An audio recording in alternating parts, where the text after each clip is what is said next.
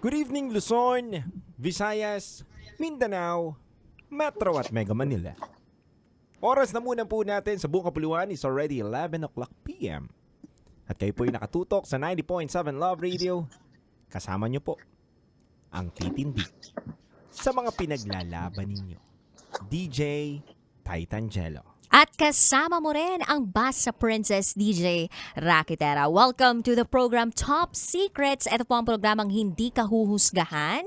Bagko si kay pakikinggan. Ang programa sa radyo na nagpo-promote ng Will Listen. And we don't judge culture. At sa pagkakataong ito, meron na po tayong Top Secret sharer na nasa kabilang linya. I-welcome na natin siya. Magandang gabi.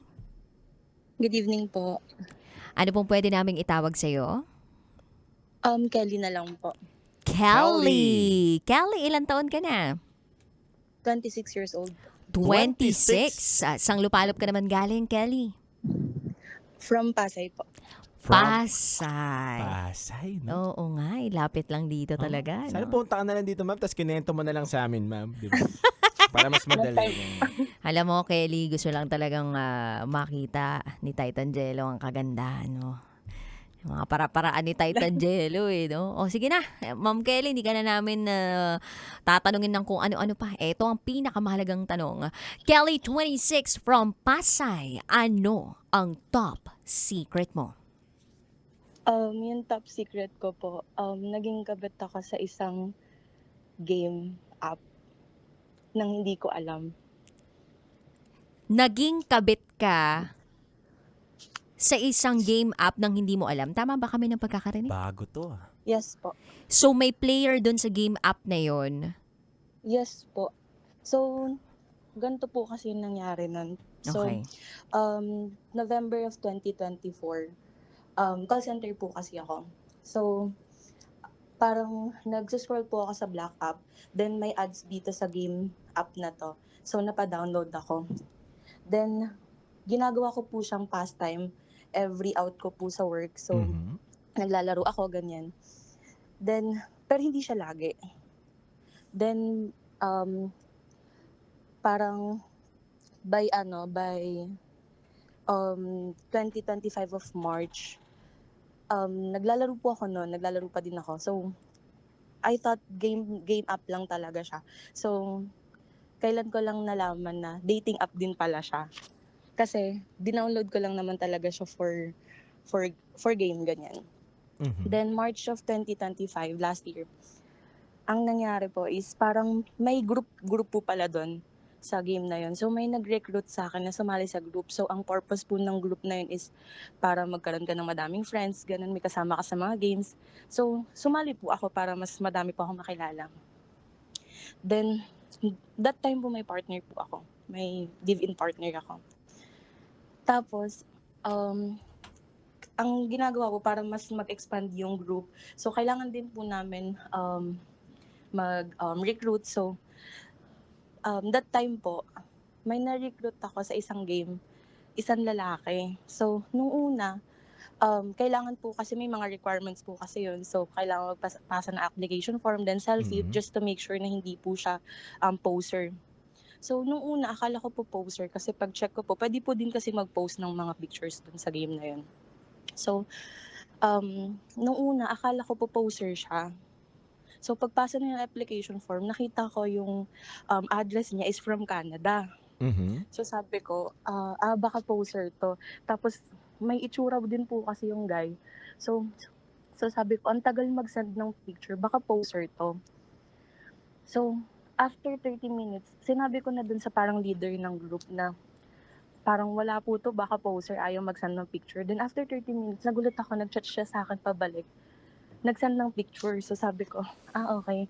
So, nung una, wala naman po talaga akong gusto sa kanya kasi nga, may partner nga po ako.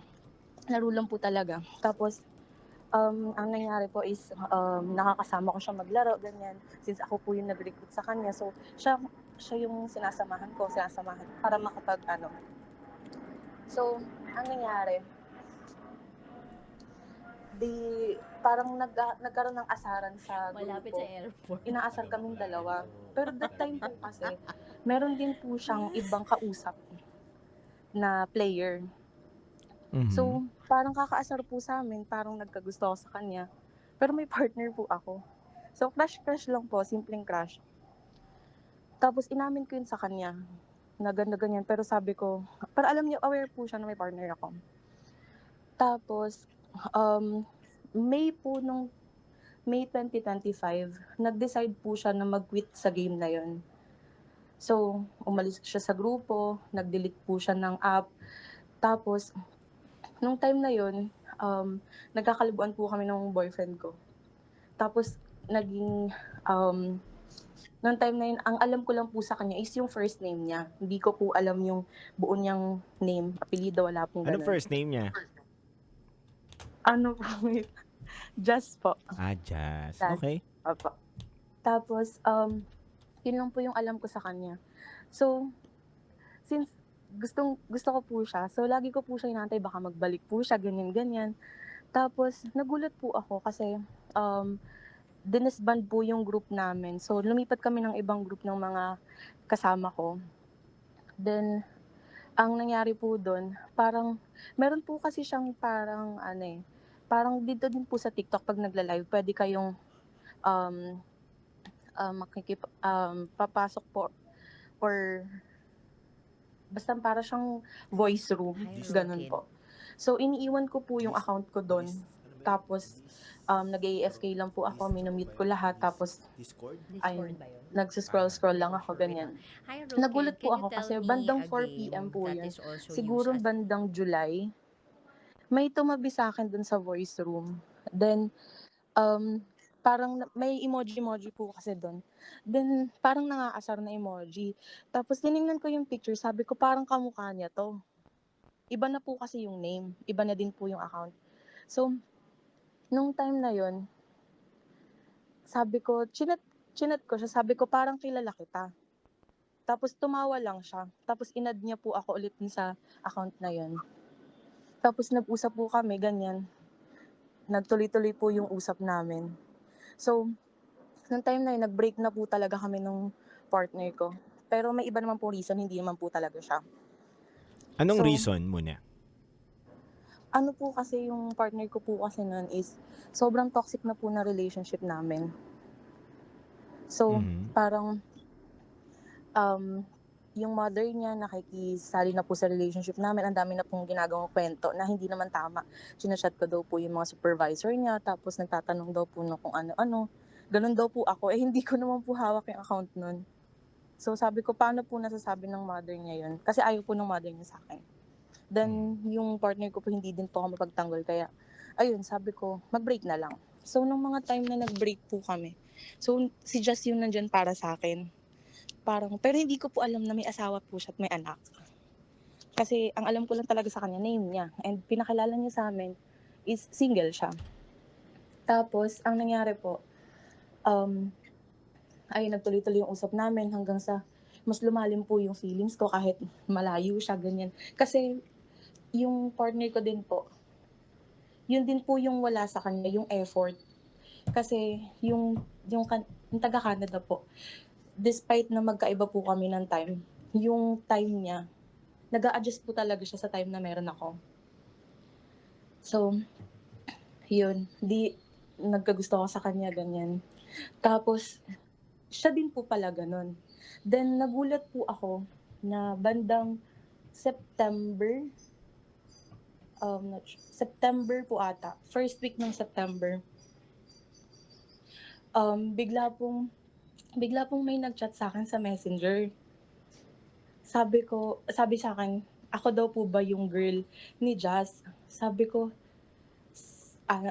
sino pong ganyan? Kasi kinabahan na po ako, nag-doubt na po ako na nasabi ko, hala, baka girlfriend to. Baka may girlfriend siya. Tapos, inesto ko po yung girl. May nakita ako dong bata. Mga siguro around 6 years old. Kamukhang kamukha ni Jazz. Sabi ko, hala, kinabahan na po ako. Sabi ko, shucks, baka mamaya i-post ako ng girl. Wala naman akong alam. Hindi ko naman alam na may asawa at anak siya. So, nag-deny po ako dun sa girl. Tapos, hindi ko po alam na kinuha po pala nung asawa niya yung account niya dun sa game app. Tapos, tinry akong i-chat doon. Hindi ko naman po alam na yung asawa niya na po yung kausap ko. So, nag-reply po ako, in-screenshot. Tapos sinend po sa'kin sa Messenger. Tapos minura-mura po ako, ganyan. Mhm. Tapos, sabi, okey lang naman po, in-accept ko naman po yung mura niya kasi nga alam ko naman pong hindi naman po siya aware na na wala po akong alam.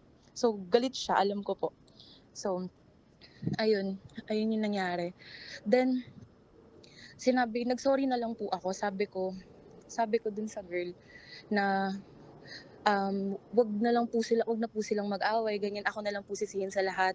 Sabi ko, para lang hindi masira yung family nila, ganyan. Sabi ko, isisi niyo na lang po sa akin lahat. Kasi parang nonsense na po na mag-explain ako kasi parang sarado na po yung ears ng girl para pakinggan yung explanation ko na wala akong alam, kahit sino dito sa amin, wala namang alam na may asawa at anak siya. Kasi ang pakilala niya is single siya, ganyan. Tapos, meron naman po kaming connection dito ni Jazz through ML. Tapos, sabi ko po, okay lang na hindi siya mag-sorry sa akin. Pero kung mag-sorry, mas maganda. Kasi di ko Mhm. naman po talaga alam eh. Tapos, ang nangyari po nun, gumawa po pala siya ulit ng panibago pong account. Tapos, pumasok po siya nun ng voice room, nandun po ako. Tapos, tinry siyang kausapin nung isa kong friend doon. So, tinatry siyang harot-harotin. Hindi siya nakikipagharutan. Tapos, may pumasok po na isa po kakilala namin na taga-Canada. Tinanong ko, sabi ko, kamusta na si Jazz? Nakikita mo ba dyan? Sabi niya, alam mo, tigilan mo na, may asawa na eh. Sabi ko, nangangamusta lang naman ako, ganyan. Tapos, hindi ko kasi po alam na yung isang account na nandun is siya. Tapos, nag-open po ako ng ML. Nag-chat po siya dun sa ML. Sabi niya sa akin na, kamusta na daw ako? Nag-sorry po siya. Tapos, bigla siyang nagpakilala na um, siya daw yung account na yun. Nag-sorry siya. Tapos, akala ko po, yun na po yun, okay na po yun. Sabi ko, okay, nag-sorry na siya. Tapos, ngayon po ang nangyayari, bigla pong nagtuloy-tuloy po ulit yung usap namin. Hanggang sa ngayon, hirap na po kaming bumitaw. Parang, kahit di pa po kami nagkikita, wala naman po kung ano, di pa po kami nagkikita, gumagawa po siya ng parang ilang beses po siyang nahuhuli. Pero, ilang beses din po siyang pabalik-balik din sa game. Kasi po, Ano sabi niya, sabi niya po kasi sa akin, mahal daw po niya ako. Eh, ako din po, medyo malalim na din po yung feelings ko. Kaya parang hirap na din po akong bumitaw. Kaya tumawag po ako para manghingi po ng advice kasi alam ko naman pong mali. Then, pero ang hirap lang Mhm. po talagang bumitaw. Mhm. Kasi nung mga time na sobrang down na down ako, nung time na break kami, um, siya po yung nandyan, ganyan. Tapos, never niya pong pina-feel sa akin na mag-isa po ako kahit nasa malayo siya, ganyan. Mhm. So, ayun po. Ngayon po kasi, tina-try ko po na hindi na po siya kausapin, ganyan. Tapos, pero ang hirap po kasi, Mhm. parang, kaya po tumawag po ako. Kasi, Mhm. manghingi po sana ako na advice ko, ano po bang gagawin ko? Mhm. Kelly, thank you so much sa paglalahad mo sa amin ng sikreto mo. Napakahirap din talaga ng pinagdaraanan ni Kelly ngayon. Pero ang tanong, gusto mo bang bumitaw? Gusto mo na bang bumitaw talaga? Yun din po ako Gusto hirap ko kasi nang gusto ko po na bumitaw nahihirapan po ako. at ayaw pa ng puso. Gusto ko nang bumitaw. Gusto mo ba ng malupit na payo mula kay Titan Jello? Kasi si Titan Jello talagang may paninindigan to pagdating sa mga buhay-buhay. At saka gusto niya na doon ka sa sa tama, 'di ba? Gusto namin actually, gusto namin na mapabuti ka. Well, alam mo 'yan. Gusto mo ba ng Oh, mas maging mulat ka sa katotohanan? Gusto mo bang mamulat ka sa katotohanan? oo naman po, siyempre. Sure ka na ba Kasi, diyan? Final answer na oo, ba 'yan? Mhm. kasi tina-try ko naman na po talaga siyang hindi kausapin. Tapos Mhm. every time po na parang lumalayo na po ako, gumagawa po siya ng way para hilain po ako pabalik. Ganun po yung Mhm. nangyayari. Mhm. Kaya nahihirapan po ako. Mhm. In fairness, sa lagay na yan ha, hindi pa kayo nagkikita ha. Mm. Talagang hirap na hirap ka ng bumitaw ha. Yun nga po eh. Nagpakitaan na ba kayo sa video call? Hindi naman po. Ano po siya? Sure? Yes po, wala naman po. Wala Wala po nakita? siyang ganun. Talagang nag-uusap lang po talaga kami. Pero Ganun. nagpakitaan na kayo ng mukha sa video call? Opo, Okay. pero hindi po sa Messenger kasi hawak po ng asawa niya yung Ah. lahat ng social media account niya. So, nag-uusap kami through iMess. Nag-video call. Ay, Video Call. call! Video oo. call. Nagganon na kayo? Isang beses lang po yun. Okay. Parang gusto nilang po kasing makita talaga kung totoo po ba ako, ganyan. Kasi madami pong poser sa game na yun eh. Okay. So, gusto nilang makita kung legit ba yung mukha ko, ganyan. Ah, Tapos, yung ganun katawan din po mo, ako sa lahat. kanya. Gets. So, Kelly, Yes po. ano talaga yung final decision mo? Kasi alam ko Actually na, po, baka kakabalik niya lang po ulit sa game eh. Kasi, Mhm. 1 month po siyang nawala. Kasi ang nangyari po ata is parang nahuli na naman po siguro siya. Kaya po, parang recently lang po, parang nung linggo, nung Friday po pala, saka siya bumalik. So, ayun po. Kakabalik niya lang po ulit. Nung time na yun, hindi na po ako nangulit sa kanya nung 1 month po siyang nawala. Before po kasi nagchat-chat pa ako pero this time po, hindi na po ako nagchat. Parang sinanay ko na, okay, wala na, ayoko na din. na yan na talaga yung totoong decision mo, ayaw mo na. Opo, gusto ko na po ng peace. Alam mo, Kelly, naiintindihan ka namin ni DJ Rocky, ni partner dito na, o nga naman, ang pag-ibig nga naman minsan mapagbiro eh. Ang hirap turuan ng puso natin na umibig, di ba? Pero, meron tayong choice sa buhay para piliin yung tama. Kahit alam natin na nai-in-love na tayo sa tao na to at hindi na natin mapigilan, may choice pa rin tayo para piliin palagi yung tama. Alam mo, Kelly, hindi masama magmahal. Hindi ka namin i-blame or sasabihin na tanga ka. Ganito, alam mo na may jowa, napamahal ka nga, nahulog yung loob mo eh.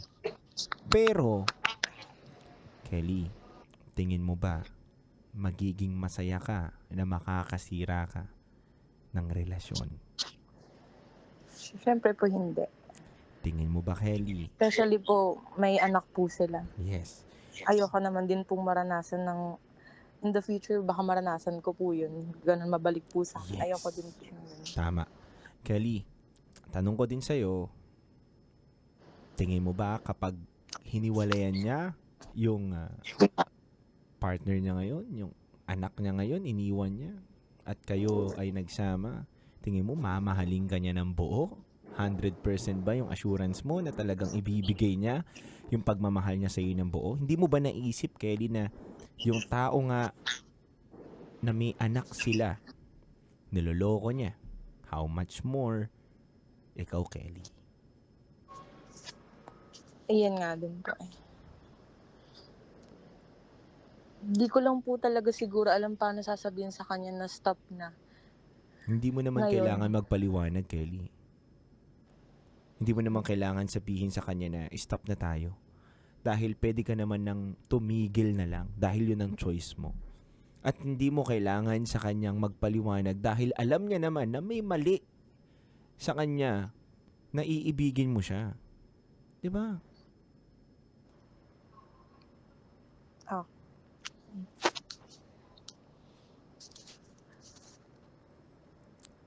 Kelly, abot ka namin na ang hirap intindihin yung nararamdaman. Minsan nga, hindi tayo nakakapag-isip ng tama kapag nai-inlove tayo ng sobra-sobra. Ang hirap niyan, ha? Ang hirap niyan. Pero, hindi para piliin natin sa pagkakataon na to yung alam natin na walang kapayapaan na maibibigay sa atin yung desisyon natin na mahalin mo yung guy na yun? Opo. Tingin mo ba, Actually po, sige Kelly, go? noong time po na nag-break kami ng partner, hindi ko po alam na pregnant po pala ako nun. Tinago ko po sa kanya nun, dun sa kay Jazz. Siguro, kailan ko lang inamin sa kanya, December po ata. Mhm. Then, akala ko magsa-stop na ganyan. Pero, ayun, hindi pa din po natigil. Alam niya pong dun po yun sa ex ko. Mm. And, ngayon po kasi kaya po ako nagtawag. Kasi, syempre po, yung father po netong baby ko, gusto po na is, ayaw niya po ng broken family. So, gusto niya pong ayusin niya sa amin. Mhm. And, ayoko naman po na ayusin niya sa amin nang hindi ko pa nalalet go yung isa. At least klaro sa'yo, no? Mhm. Klaro sa kanya partner na dapat ayusin niya na muna tong isang Mm-mm. problema bago niya ayusin itong isa pang problema. Mm-mm. Bilang babae partner, ikaw, ano bang opinion mo dito sa pangyayari kay Kelly? Kelly, ready ka bang ma-post sa social media kung itutuloy mo itong kay Canada guy? Hindi po. Hindi Hindi ba? po Oh, talaga. ready ka ba na makita, mag-viral sa social media, ma-post yung picture mo, ganon? Hindi po. Kaya nga po nag-sorry ako dun sa girl. Pero, yun, ang mali ko po is pinapasok ko po kasi ulit si Just sa buhay ko after Mhm. nun. Mhm. Kung hindi ka ready dun sa mga ganong klaseng consequences ng actions mo, tigil mo. Kasi ikaw din yan eh. Kumbaga, alam mo na eh, di ba na mali. Katulad nga ng sabi ni Titan Jello, ang hirap din talaga kapag nandun ka na sa zone na iyon, ang hirap makaahon eh, di ba? Mahirap. Pero mas mahirap kung biglang kakalat pa ang mga kaganapang ito na alam mo na sa simula't sipul, 'di ba, na mali. O alam mo na, nalaman mo na through the wife na meron pala tong pamilya, tinigilan mo na, 'di ba? Kumbaga, yun na lang siguro yung pakaisipin mo. Kung hindi ka ready ma-post sa social media at maging trending, tigil mo na. Mhm. Yes po. Kasi yun ang pinaka-worst na pwedeng mangyari. And bukod doon, yung hindi na talaga magkaroon ng buong pamilya, itong anak mo, magiging anak mo. Ilang buwan na tong baby mo? Kabanan ko na po next month. Kabuwanan niya na Kabuwanan mo na, no? next month. Tapos namumroblema ka ng ganito. Kelly, no? Oo. Hindi mo deserve bilang Totoo. babae. Hindi mo deserve na pag-isipan ka ng mga ganyang bagay, Oo. di ba? Advance congratulations sa'yo. Mhm. Sana masettle mo to, no? Tong thing mo with the guy. Sana you end it now. And matagpuan mo yung sarili mo na ginagawa yung tama. Tsaka sana yung tamang gagawin mo, yun yung makapagbibigay sa'yo ng kapayapaan at later on kasiyahan sa buhay. Tama. Kasi may mga sakripisyo talaga tayong gagawin sa buhay natin na sa una masakit. Pero eventually, in the long run, nandun yung happiness. Tama.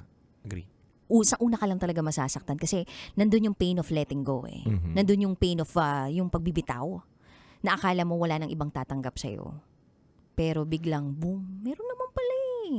May ito palang yung father ng baby ko. Willing Nandyan, naman no? pala na na ayusin yung amin eh. Tama. Problema ko lang po dito ngayon is hindi po siya tanggap ngayon ng family ko. Alam mo, naniniwala ako na nasa sa inyo naman yan eh. Pangalawa na lang ang pamilya. Ang pamilya ay gabay lang yan. Guide sa atin yan kapag tayo nagkaroon ng pamilya na rin. At the end of the day, ikaw ang magdidesisyon bilang nanay at siya rin ang magdidesisyon bilang tatay na ng binibit-bit mo. Nasa sa inyo kung paano nyo paninindigan o titindigan yung mga ginawa ninyo. At kung ano yung resulta ng mga ginawa ninyo. Galit po kasi sila kasi before po kasi may nangyari na nabugbog po ako ng one time nung tatay ng baby ko. Kaya doon sila nagalit kaya ayaw nila. Pwede bang malaman kung bakit ka nabugbog nitong ama ng Oo. baby mo? Ano po kasi yun, parang live-in po kasi kami. Then ang nangyari po that time is galing kami sa binyag nung anak nung katrabaho ko. So kasama ko siya nun. Then Meron po pala siyang tinatagong pera, ganyan. Parang di ko alam kung magkano. Then, di ko alam po kung saan niya nilagay, basta tinago niya po. Nagulat ako na pag-uwi po namin galing dun sa binyagan, hinahanap niya po yung pera. Tapos ako po yung sinisisi niya na baka daw kinuha ko daw po. Parang kaya po nabugbog niya po ako nung time na yun dahil nawala yung perang tinago niya. Hindi ko nga po alam kung saan niya po tinago. Tapos sinekreto ko po sa parents ko yun. Pero nung umuwi ako sa bahay, nakita nilang may pasa ako. Pero sabi ko lang is nalaglag lang po ako sa hagdan, ganun, kaya ano. Pero yung mother ko may doubt na um, binugbog po ako. Then nung Mhm. nag-break kami, dun nalaman ni mama yung Kelly, na binugbog po talaga ako. okay lang ba magtanong ako ulit ha? Tanong Okay ako, po. Kelly. Okay.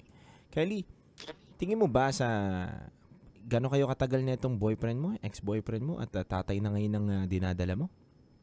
Magpa 4 years na dapat po. Okay, 4 years na dapat.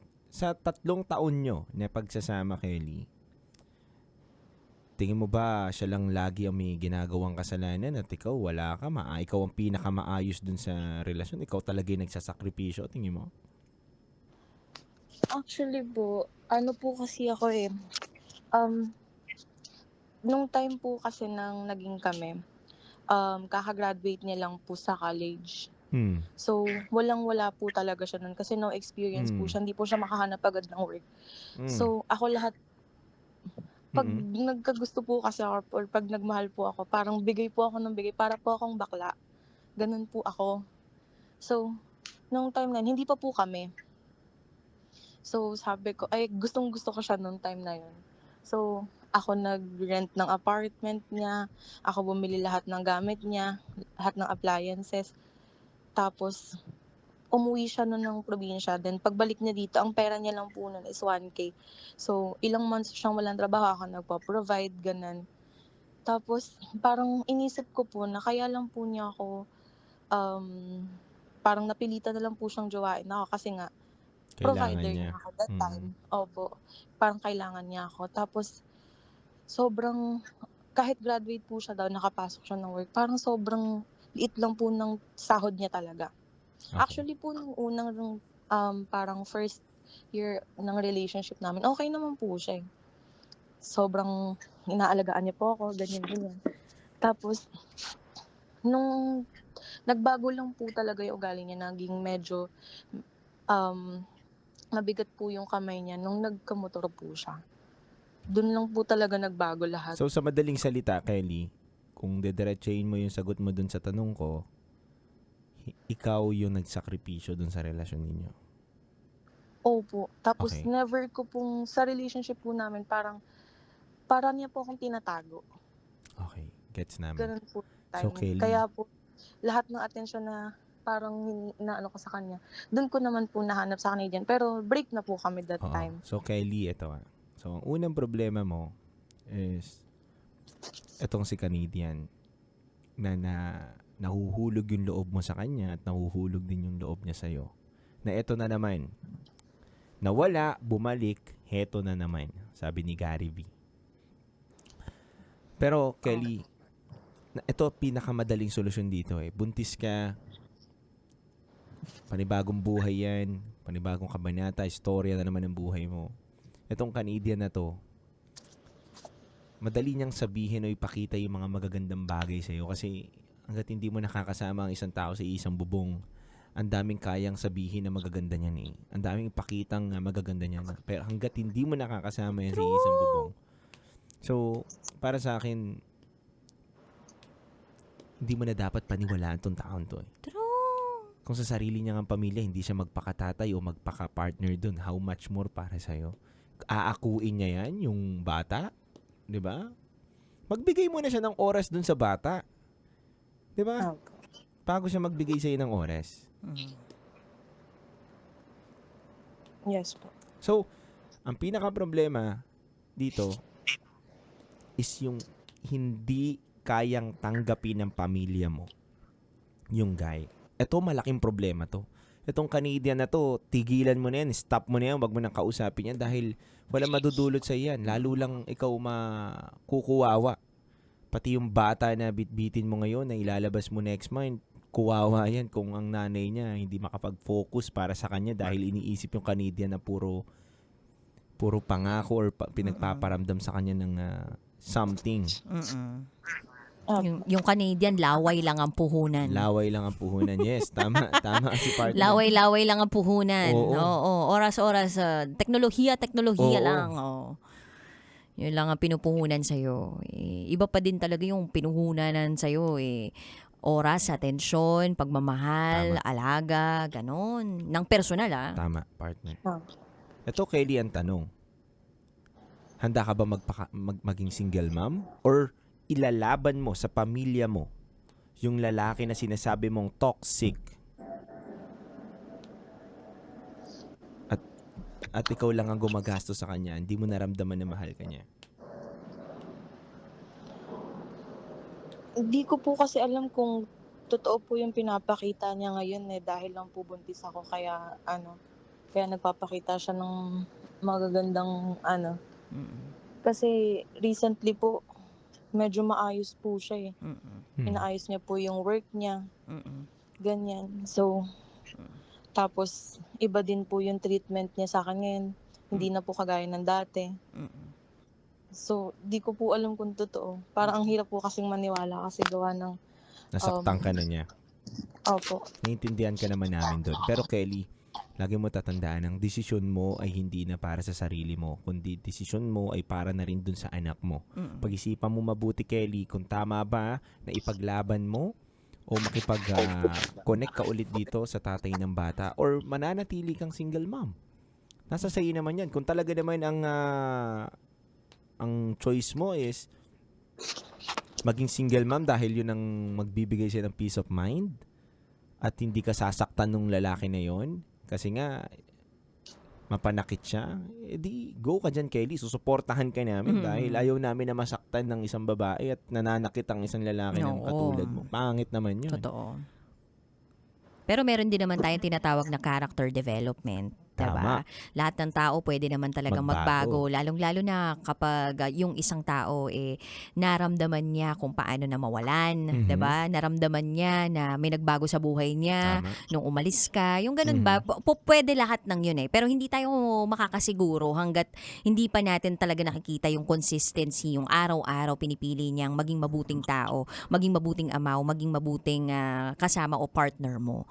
So, hindi natin malalaman lahat ng yan hanggat hindi natin sinusubukan, hanggat hindi mo susubukan. Tama. Hindi mo bibigyan ng pagkakataon. Totoo, hanggat hindi mo binibigyan ng pagkakataon. So, to answer siguro your query, your question, 'di ba, kung ano ba, dapat urong sulong ba to, o Gina ba to, ganyan, subukan ko ba, ito yung mga bumabagabag sa akin. Siguro, patapusin mo muna yung pagkakataon na manganak ka and all. Kasi, dude, ako naniniwala naman ako na kapag buntis ang isang babae, ang daming feelings yan Tama. Daming emosyon yan. Tama. At hindi ka agad-agad makakapag-decide na, oo, tanggap ko na tong taong to. Hindi Tama. But you have to allow that person to be a father to your child. Kasi, hindi po pwedeng, ayoko siyang maging partner. Oo, pwede naman yung ganun. Ayaw mo siyang maging partner. Pero, you need some help right now. Tama. And it's okay to allow a person to help you at this moment of your life. Hindi ibig sabihin nun ay pinapapasok mo na tong taong to ulit doon sa romantic life na meron ka. Diba? Pwedeng doon lang muna sa bata, no? Doon muna. Hanggat wala ka pa doon sa posisyon o estado ng buhay mo na klaro na yung utak mo, na stable na kahit papaano yung emosyon mo. Huwag ka muna magdedesisyon na, oo, sige, papasok na to. Hindi. Pwede mong i-delay yung pagdedesisyon mo sa mga bagay-bagay. You don't have to decide now. You just have to delay your decision. And that will prove, diba? And that person, especially yung baby daddy mo, he will prove kung talagang legit siya, na oo, nagbago na siya, nagkaroon siya ng character development, or not. So, panahon din. Bigyan mo ng pagkakataon at bigyan mo ng panahon ng sarili mo. Yes po. Willing naman din po akong bigyan ng chance yung magiging daddy ng baby ko. Syempre po, hindi na lang din po para sa akin, para na din po sa baby. Kung tuloy-tuloy naman, makita ka naman po, tuloy-tuloy po talaga yung changes niya. Mhm. Ayun, Mm-mm. ayun po. Tsaka sa mga ganyang klaseng tao, no, yung tipong minsan ka nang nasaktan, maganda din magbigay ng ultimatum sa ganyan eh. Tama. Kapag ginawa mo pa to sa akin uli, sorry na lang, wala na talaga. Wala ka na makikitang Kelly. Oh, wala ka na makikitang Kelly. Siguro yung Hermes Kelly na lang. Yeah. Yes! Galing mo talaga, Mars! Pero hanggang tanaw mo na lang. Ganon, di ba? Para akong Hermes Kelly na hanggang tanaw mo lang dahil Hindi mo afford. hindi mo afford, hindi mo deserve. Hindi mo Ganon. deserve. Diba? Napakamahal ng Kelly na baga. Isa yan sa mga rare find or kung meron man, kailangan may pera ka, diba? Tsaka mabilis ka. Kelly lang, alam ko eh. Ano? Kelly. Ganun. Kelly lang yung alam mo. Ano, Kelly? Meron ka pa pang gustong sabihin, Kelly? Wala naman po, yun lang po. Ingatan mo sarili mo, ha? Tsaka it's okay to seek help, especially sa family mo, suporta sa pamilya, and doon sa baby daddy, lalo na financial, no? Tama, Kung kaya dapat. niya magbigay ng Sa financial. panganak, dapat, ang tatay Oo. talaga dapat. Oo. Tatay. Okay. Thank you po. Huwag kang mahihiya. Kausapin mo, Kelly. Kasi karapatan niya naman yun. Wag mong putulan ng karapatan yung tao. Tapos kasi at the end of the day, baka ikaw pa masisi. Diba? Sabihin, hindi mo nga ako binigyan ng pagkakataon na magpakatatay. Oo. Tapos sasabihin mo sa akin, hindi ako nagpapakatatay. Oo, di ba? Back to you ka doon. Back to you sa'yo yun, di ba? So, bigyan mo. Wag mo na isipin si Canadian. Canadian lang yun, wala yun. Oo, laway-laway lang yun. Pwede Lalo ka. lang gugulo. Totoo. Puhunan, no? Yes. Pindot-pindot sa cellphone, tapos laway-laway, no? Thank you po. Thank you so much, Kelly. Naway nakatulong kami sa'yo, Kelly. Yes po, thank you po. God bless, Kelly. Tawagan mo kami kung okay ka Oo na. nga, pag nanganak ka na ha, sana Sige po. healthy, have a healthy delivery. Hey, safe sana kayong dalawa. Thank you po. Bye-bye, Kelly. Bye po. Yan po ang ating top secret sharer, si Kelly26 from Pasay. Sana matigilan nyo na talaga yung Canadian guy, no? Ang dami nagtatanong, ano kayang mobile app yun? Ano kayang game app daw yun na nagiging, Hindi natin alam eh. nagiging dating app?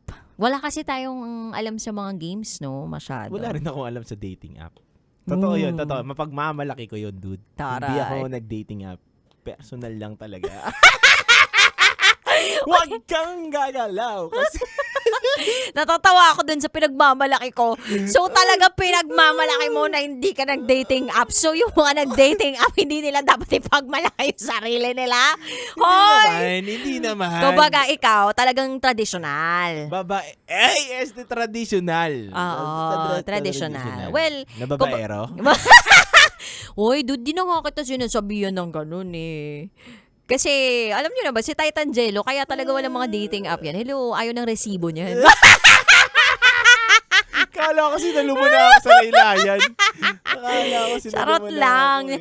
Yan kasi yung mga ganyang mga up-up na yan. Mayroon kayong mga resibo pa dyan eh. Oo, Tsaka delikado yan. talaga pag may pamilya kayo, as much as possible, doon na kayo talaga sa pamilya nyo. Yakapin diba? nyo na yun. Totoo. Mahalin nyo na yun. Tsaka kung may gusto kayong kaibiganin nyo yung mga kaibigan nyo pa dati, diba? Yun yung Tama. mga kumustahin mo. Tama. Kumustahin ninyo. Hindi yung hahanap pa kayo ng palibagong friend. Yung kaibigan mo dati may gusto sa'yo. Hoy, Titan Jello! Ba't naiisip mo yan? Wala. Dahil ko lang. Tapos naman para sa mga tatay na na gusto magpakaama. Tama. Push nyo lang. Tama. I mean, i-push nyo lang kung ayaw sa inyo, pakita nyo na nagpapakatatay kayo. Kasi kung paiiralin din talaga natin yung ego and yung pride natin, walang mangyayari.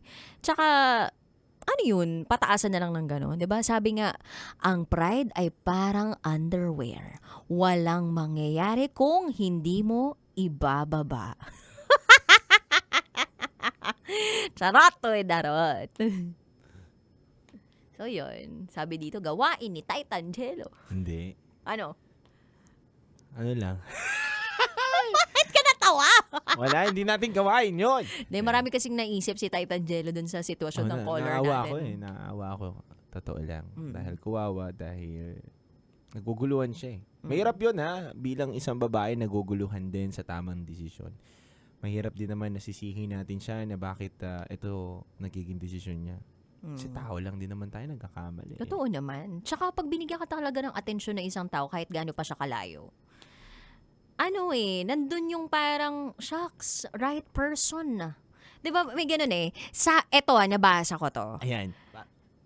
The right person at the right situation may fool you that he is the one. Ganda niyan. 'Di ba?